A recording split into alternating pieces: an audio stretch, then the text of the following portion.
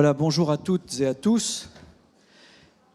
J'aurai le plaisir de vous accompagner tout au long de cette journée, et notamment en tant que modérateur, animateur des tables rondes qui se succéderont sur les différents thèmes pour lesquels vous êtes venus nous rejoindre aujourd'hui. Mais sans plus tarder, je voudrais proposer la parole pour vous accueillir successivement à Jean-Louis Bal, président du CER, du Syndicat des énergies renouvelables, et Cyril Lepicard, président de France Biomasse Énergie.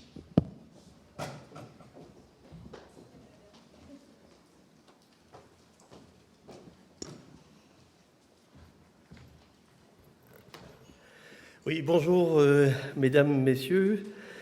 Je voudrais commencer par excuser donc la ministre qui hier après-midi comptait encore bien participer à ce colloque.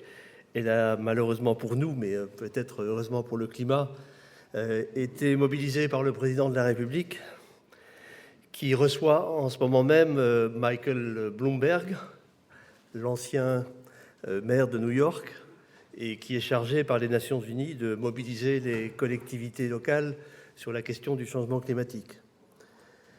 Et je voulais m'adresser à la ministre ce matin. Je m'adresserai donc à vous, mais aussi donc à monsieur Olivier David, qui est sous-directeur donc à la Direction générale de l'énergie et du climat, et qui relayera bien entendu nos messages envers la ministre. La ministre était avec nous il y a un an pour le colloque national biomasse, et elle avait fait un certain nombre d'annonces, et ces annonces ont été mises en œuvre durant l'année écoulée.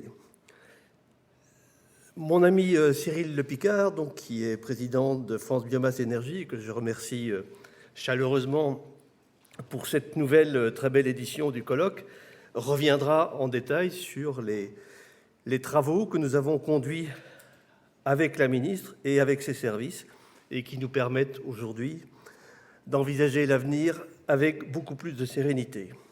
En un an à peine, de nombreux freins ont été levés, il faut le souligner clairement.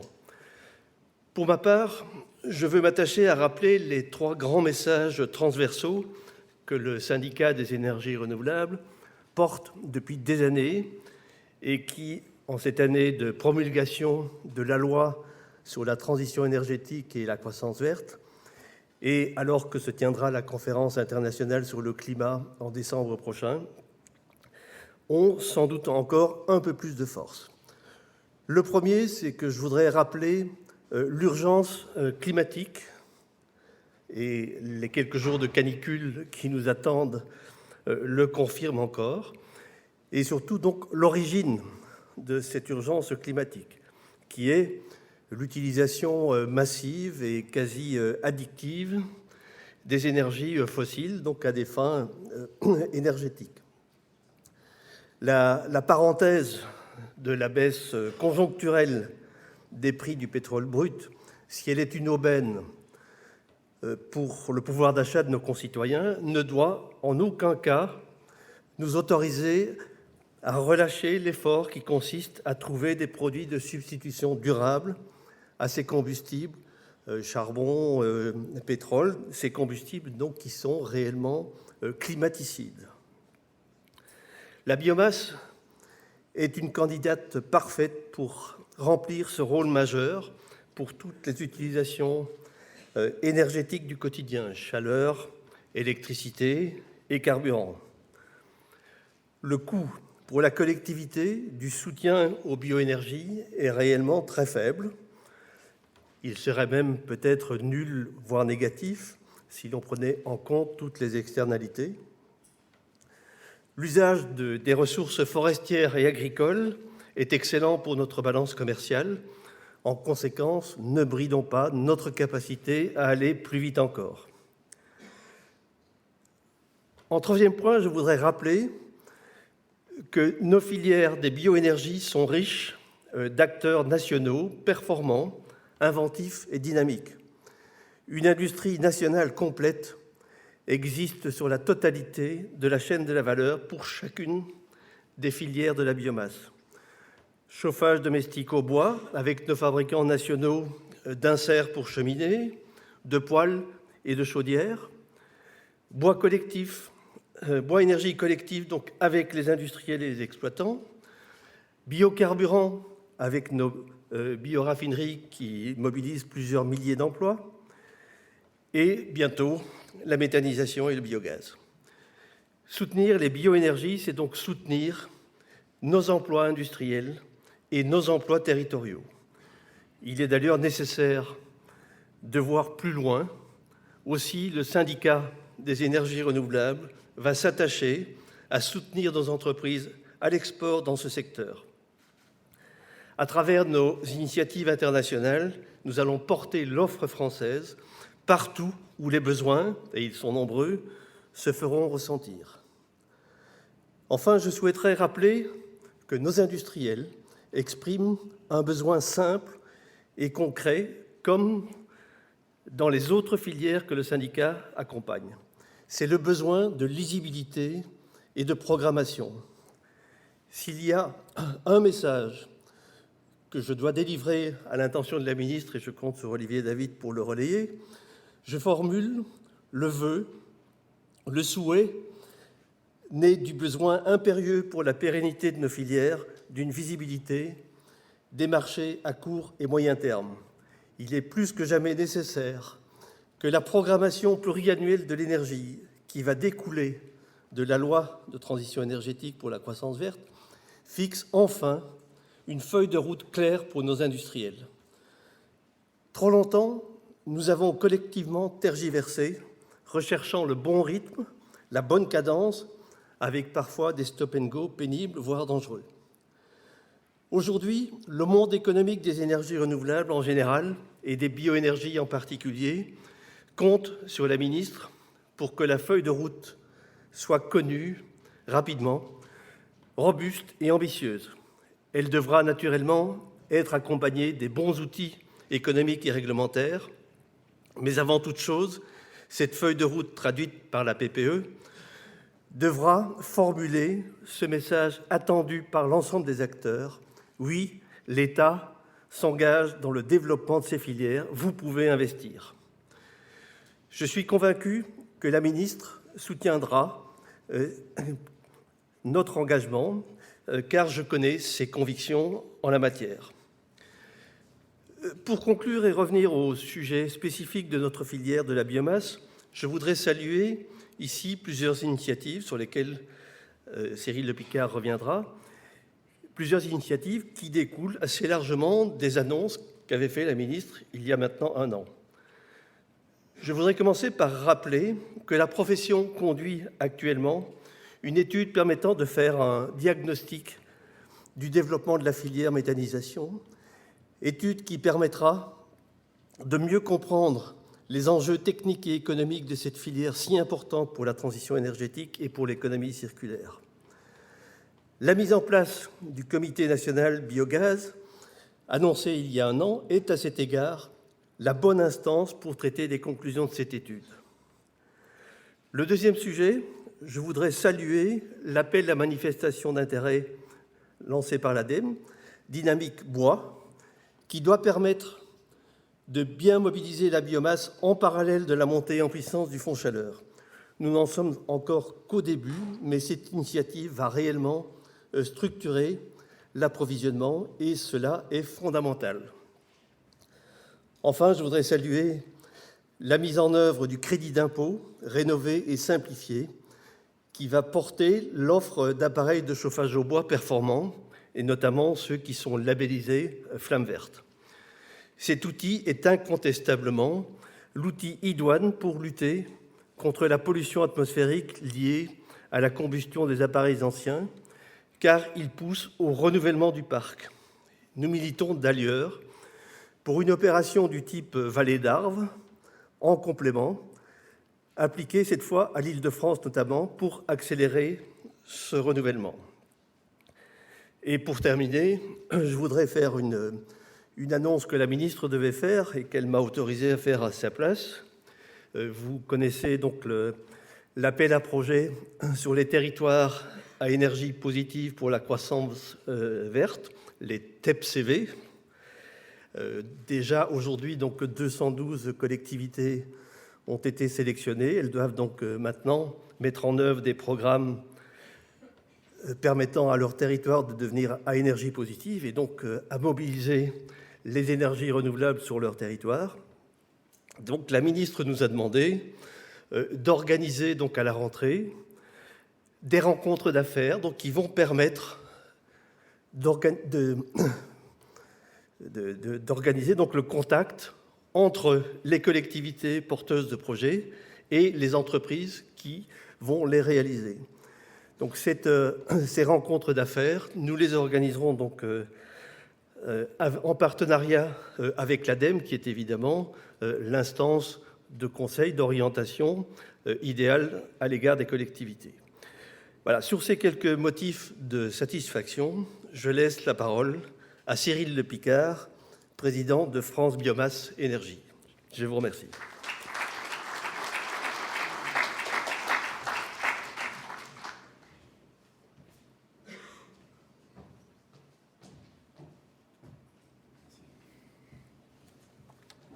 Merci Jean-Louis. Monsieur le sous-directeur, Mesdames, Messieurs les présidents, chers collègues et surtout chers amis. Pour la 5e année consécutive, France Biomasse Énergie, branche biomasse du syndicat des énergies renouvelables, organise ce colloque qui est devenu un moment incontournable pour s'informer, pour discuter, pour confronter ses idées, pour prendre des contacts et enfin pour agir. C'est pour moi un grand plaisir de pouvoir m'adresser à vous, de faire ce point annuel et de constater l'immense chemin parcouru en 5 ans. Que d'évolutions aussi depuis ce dernier colloque de l'an dernier. Des évolutions positives très encourageantes pour les professionnels qui ont cru au bois énergie, au biogaz, au biocarburant, aux déchets ménagers et qui s'impliquent toujours davantage pour favoriser au mieux et dans des conditions durables les ressources disponibles sur le territoire. Le contexte reste difficile. Il reste cependant difficile avec un prix des énergies fossiles et un prix du CO2 bas, pour ne pas dire très bas, qui impactent lourdement la compétitivité des énergies renouvelables. Nous devons donc être plus actifs, très innovants, pour passer ce cap, poursuivre et consolider l'avenir des bioénergies. L'actualité en 2014 a été forte, mais celle de 2015 l'est encore davantage. La loi d'avenir pour l'agriculture, l'agroalimentaire et la forêt a été publiée en octobre 2014. Le programme national d'action de la forêt et du bois est en cours. Le contrat de filière bois signé en décembre 2014 avec les travaux du comité stratégique filière bois se poursuivent. Et enfin, le plan industriel biocarburant a récemment présenté ses propositions. Nous avons eu l'occasion de constater que le ministère de l'Énergie, je l'appellerai comme ça ce matin, s'est réellement impliqué dans tous ces travaux et est à l'initiative de bien d'autres encore. Je pense naturellement à la future loi relative à la transition énergétique pour la croissance verte qui est sur le point d'être votée. Elle sera déterminante pour l'avenir de nos entreprises puisqu'elle présentera les objectifs fixés, 32% d'énergie renouvelable en 2030, déclinés en 40% de la production d'électricité, 38% de la consommation finale de chaleur, 15% de la consommation finale des carburants et 10% pour celle du gaz. Elle donnera notamment un cadre à 2 éléments majeurs, l'évolution des mécanismes de soutien aux énergies renouvelables électriques et la programmation pluriannuelle de l'énergie. Dans le cadre des concertations, nous avons nous-mêmes apporté des propositions issues des travaux entrepris par nos adhérents et avec nos adhérents. Nous espérons que les objectifs PPE et les enveloppes financières attribuées aux filières biomasse seront à la hauteur pour permettre à chacun d'entre elles de remplir son rôle dans la lutte contre le changement climatique. Quand on parle de concertation, on pense immédiatement aussi au Comité national biogaz et au groupe de travail que Madame Royal a lancé depuis mars 2015. Réunir tous les acteurs concernés au même endroit est déjà une grande première. Nous attendons beaucoup de cette année qui sera déterminante pour cette filière biogaz, si riche en débouchés, mais complexe, de par de nombreux intrants pouvant alimenter le méthaniseur. Des professionnels sont actuellement dans des situations délicates, je dirais même très difficiles, pour lesquelles nous œuvrons afin de trouver des solutions. C'est le propre d'une filière naissante et nous sentons que nous entrons doucement dans une phase plus sereine de développement. Il faut désormais plus de réglementation et des mécanismes de soutien adaptés. Il sera aussi également important de poursuivre le développement de l'injection de biométhane pour atteindre 10% de gaz renouvelable dans les réseaux en 2030 et permettre celui du biométhane carburant. Un gros travail de structuration permettra de faire le lien entre tous les acteurs de cette filière, multi-entrants, multi-débouchés, et optimisera son essor. C'est bien l'objectif du groupe de travail industrie que nous co-animons avec la Direction générale des entreprises qui émane du Comité national biogaz. En matière de bois, le contexte que j'évoquais avec un prix des énergies fossiles et du CO2 bas n'est pas optimal pour que les industriels se lancent dans des investissements sur de nouveaux sites. Cependant, je pense que ceci est provisoire. Il est primordial de poursuivre l'émergence des installations, car nous savons tous que cette filière est déterminante pour répondre aux objectifs si importants de chaleur renouvelable. La filière bois-énergie est et restera la première des énergies renouvelables en 2030. Les actions sur le fonds chaleur, à l'initiative de Madame la Ministre, ont donné un nouvel élan. Petit 1, le doublement sur 3 ans du fonds chaleur apporte de la visibilité aux industriels qui souhaitent se lancer dans un certain nombre d'investissements. Et l'appel à manifestation d'intérêt dynamique dont a parlé Jean-Louis tout à l'heure, cette dynamique bois qui a été lancée en mars 2015, correspond tout à fait aux besoins de la filière. La mobilisation et la replantation de nos forêts sont effectivement des axes clés et nécessaires pour l'avenir de cette filière. Cet Ami Bois, remarquablement organisé par l'ADEME, en étroite collaboration avec le ministère de l'Énergie et le ministère de l'Agriculture et des Forêts, a provoqué une effervescence historique avec plus de 100 projets structurants de grande qualité et plus de 170 millions d'euros d'aides demandées, alors que je rappelle que le budget était de 30 millions. Cela signifie au moins que la filière bois sait se mobiliser lorsque les pouvoirs publics lui donnent les moyens. L'excellence est là, la ressource aussi.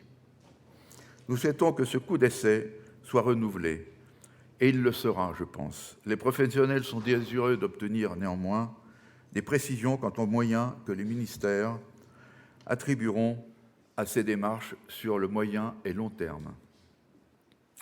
Quand on parle d'excellence, nous pensons évidemment aussi aux biocarburants. Ils ont su se structurer, répondre aux attentes dans plusieurs domaines, à commencer par le développement de filières industrielles solides, vecteurs de plus de 30 000 emplois. Les professionnels ont osé en investissant près de 2 milliards d'euros et ont réussi à nous porter au rang de leader européen. Les biocarburants sont souvent fortement chahutés pour des débats qui n'ont pas de sens en France, car notre modèle français est excellent et a mis en place un schéma de durabilité des biocarburants appelé 2BSVS. Nous devons tout mettre en œuvre pour maintenir notre place parmi les leaders. Le potentiel est encore important, tout comme celui des biocarburants deuxième et troisième génération qui se développeront en complément du socle que constitue celui de la première génération. Les positions des décideurs européens en matière de taux d'incorporation semblent devenir plus cohérentes et nous aurons besoin de tout le soutien du ministère pour que ceci soit confirmé. Mesdames, Messieurs, nous parlerons aujourd'hui des du bioénergie qui sont notre force, une force pour notre pays. La France est la première puissance agricole européenne et dispose de la 3e forêt d'Europe. Toutes les compétences de ces filières sont représentées ici. Tous sont engagés dans la lutte contre les émissions de gaz à effet de serre. En cette année où la France recevra l'ensemble des pays dans le cadre de la COP21, nous souhaitons pouvoir présenter notre savoir-faire et les outils dont nous disposons concrètement pour proposer à nos confrères des autres pays des engagements solides et, je l'espère, moteurs de riches initiatives. Une phrase me vient souvent à l'esprit dans les bioénergies, en tous les cas dans les énergies renouvelables. Ceux qui pensent que c'est impossible sont priés de ne pas déranger ceux qui essaient. Nous sommes donc réunis ici parce que nous y croyons. Et je tiens à vous remercier de votre participation et je vous souhaite à tous, souhaitons-nous à tous, un excellent colloque. Merci beaucoup.